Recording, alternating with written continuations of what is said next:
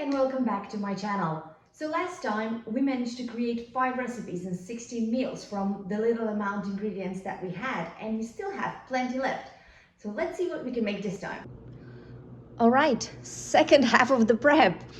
We have our chicken left, of course, some bok choy that I boiled in water quickly yesterday just to prep it for the day, 1 onion, some milk, a whole bag of quinoa still left, some kale and salad, broccoli florets, and there in the back I have still some of that massaged kale. You can leave it in the fridge for a few days, it's gonna be fine for salads. We have 1 potato, a whole lot of lentils, so maybe next time, note to self, do not cook the whole bag. I have 1 garlic clove and some of that tomato sauce, so let's get to work.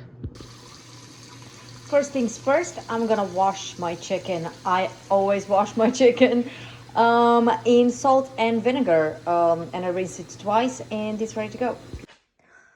And our chicken here has transformed into different forms, so we can use it for different meals. So I'm thinking I'm gonna use this batch for baked chicken in the oven. These ones maybe some type of like quinoa risotto kind of thing. And then the chicken that I cleaned off the bone, I'm gonna make chicken stock with the bones and with the meat. I'm not quite sure yet. So I have my first meal almost ready to go. I've marinated 4 drumsticks here in some seasoning mix. You can use your favorite seasonings or whatever you have at hand.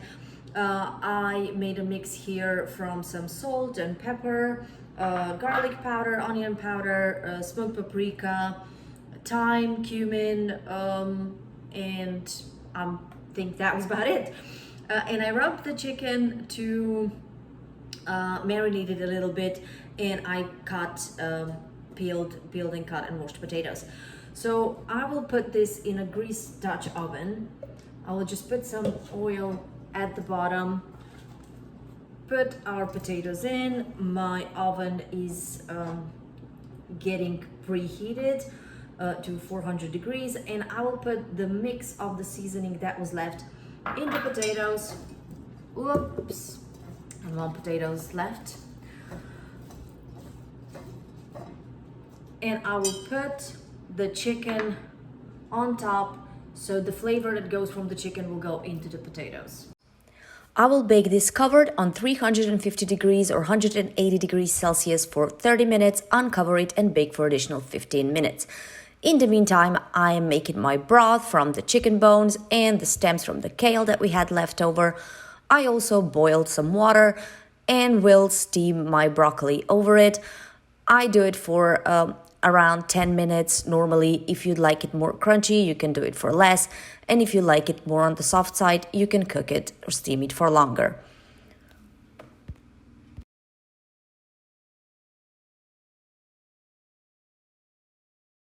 For our next recipe, I will combine some of our chicken drumsticks that I've been marinating in some seasoning, 2 cups of the chicken broth that we just made, 1 cup of quinoa that's been washed, and half an onion. And before I put the broccoli to steam earlier, I cut off the stems and I just kind of cut them in smaller cubes so it'll cook faster. And first I will start with frying the chicken quickly on all sides before we put in the rest of our ingredients.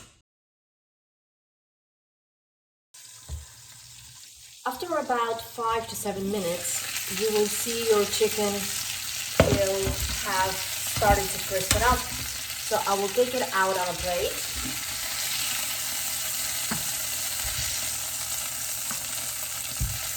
And I will put in the same oil our onion and broccoli.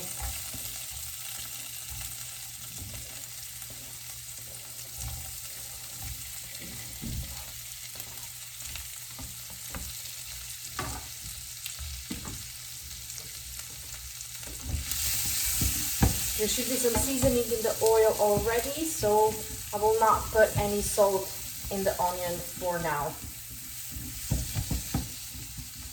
We will cover it and let it get soft for about 5 minutes.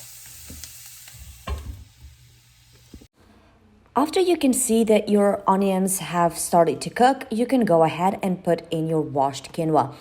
I always recommend to fry your quinoa a little bit before you put in the water because that makes the quinoa more fragrant and it releases some extra flavor. At this point, you can also go ahead and add your stock cube. I am starting with half a stock cube because my chicken has already been marinated and that will release some flavor and I don't want to overdo it. You can also always add some additional seasoning and salt, but you can't take it out. I sauteed it all together for around 2 minutes and now my husband's home from work asking what are we gonna have for dinner.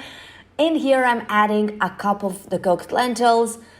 Why not? We have loads of it and lentils are really good choice for adding some additional protein and complex carbohydrates to your diet.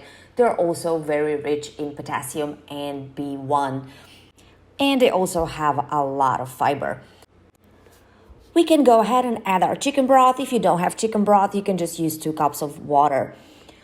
I will wait until the quinoa cooks slightly and it all thickens up a little bit before I go ahead and add my chicken. Our quinoa risotto is boiling rapidly at this point, so I will lower the temperature to simmer, cover it with a lid and cook it for 25 minutes before it will be ready to serve.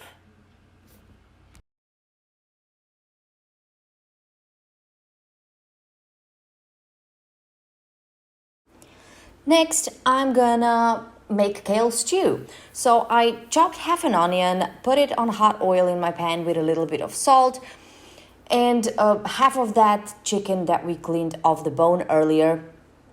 I will fry the chicken on medium heat for 7 to 8 minutes or until you can see that the chicken has starting to char a little bit so it gets kind of a brownish color together with the onions.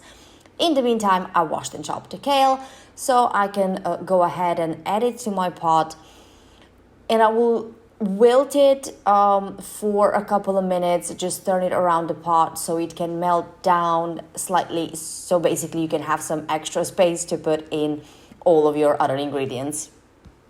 After a couple of minutes, you should be ready to go ahead and add your lentils. I have around 2 cups of cooked lentils here. If you're using canned lentils, you should probably have 2 because this is gonna be the base of our meal. For seasoning, I'm using pepper, parsley, and a beef stock cube for some extra flavor. I'm also gonna add the remaining tomato sauce that we had left, and because of that, I am adding 1 teaspoon of sugar so it will break the acidity a little bit, and 2 cups of the chicken broth that we made. Cover it with the lid and cook it for 30 minutes. In a separate pot, I'm using the remaining chicken stock to cook the quinoa. In the meantime, I got really hungry, so I decided to make a salad. I used the remaining massaged kale, lettuce, I chopped some fresh onion, put some lentils and grilled chicken.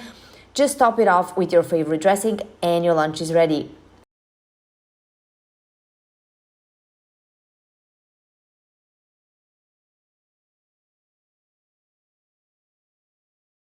It's been 30 minutes and the stew is ready to be served, or you can store it in containers in your fridge.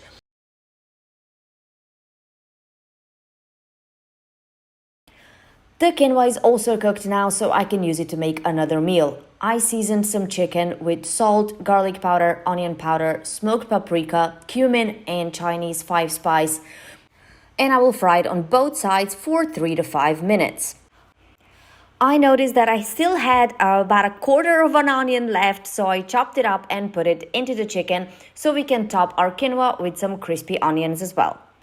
After the chicken has reached 165 degrees Fahrenheit on the inside, you can take it out and leave it on the board to rest for a few minutes.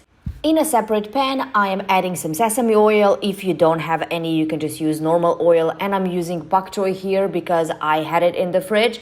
But you can use any type of greens you'd like spinach or collard greens. I also added a teaspoon of chopped garlic and I will saute it for a few minutes so I can get some char on the bok choy.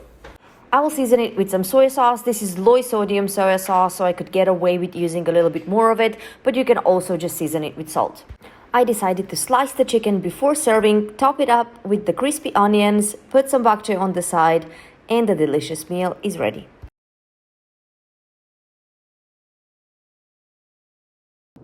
Thank you for being here. If you like this content, please comment, like, and subscribe to my channel. It will enable me to make more videos like this. Or if you have any recommendations or any things that you would like for me to try, please let me know, and I will see you in the next video.